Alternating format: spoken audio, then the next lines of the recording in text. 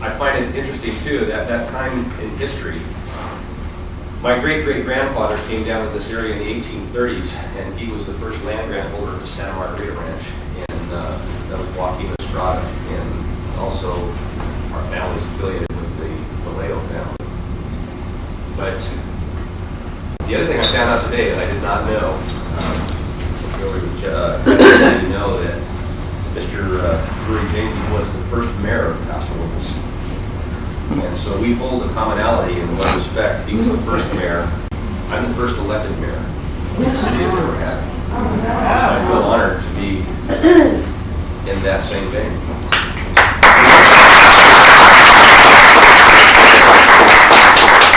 I'm going to do a proclamation. I really don't do very many of these, actually read them that big, but this is pretty special, I think. And this is a proclamation for the James Founders Day.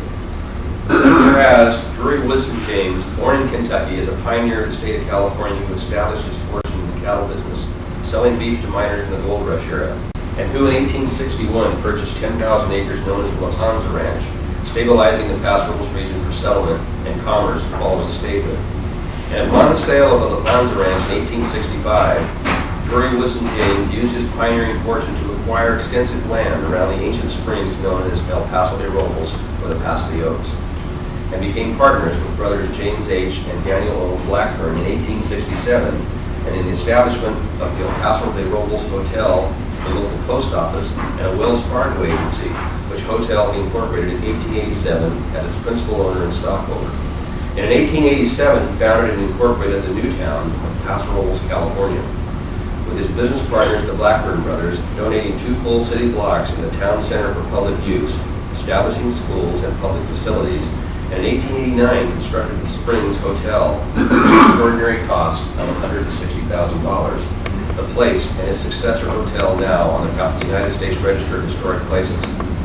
Drury Woodson James served the Paso Robles region as postmaster from 1867 to 1869, was a San Luis Obispo County supervisor from 1871 to 1883, established a county courthouse and roads, served as president of the school board of trustees from 1882 to 1886, was a local representative to the California State Legislature for 18 years, opposing railroad influences and subsidies, and was a candidate nominee in 1877 for governor of California and California State Senator in 1891. Now therefore be it resolved that I, Frank Mechum, Mayor of the City of Paso Robles, speaking on behalf of the entire City Council, do hereby proclaim September the 14th, 2002 as James Founders Day in the City of Paso Robles, and urge all citizens to give proper recognition to this man whose long record of accomplishment deserves public expression and appreciation.